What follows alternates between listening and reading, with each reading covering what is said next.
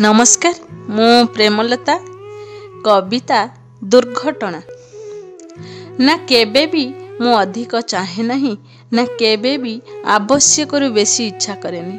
मु जहाँ भी चाहे निज परिधि भितर ही भावे चाहे भी ना केबे बेसी कहवा को चेष्टा करे ना केबे आवश्यक ठू अधिक शुणा को भल पाए। कारण ए जीवन को मु भल भावे जानी।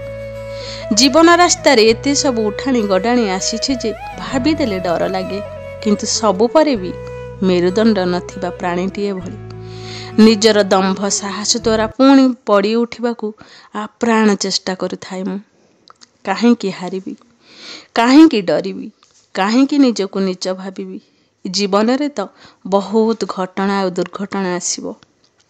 केबे हारी जाए, केबे सबू किछि करि परिवार दंभ मनरे आसे, केबे लुह ढाली ढाली कष्ट पाए तो केबे हसरे खुशी रे आनंद रे दिन कटि जाए। सांसारिक जीवन रे केउटा घटना आ केउटा दुर्घटना ताहा बाछिबा बेले बेले कष्ट हुए। ए सबु निज उपरे संपूर्ण भावे निर्भर थाए। कारण घटना आ दुर्घटना, सुख आ दुख, हस लुह, कष्ट आ शांति, जन्म आ मृत्यु एसबु जीवनर सत्य। आज एतिकी पुणी देखा हबो आ एक नुआ कविता सह। से पर्यंत आपण माने भले रुहंतु, खुशी रुहंतु। रहुछि। जय जगन्नाथ।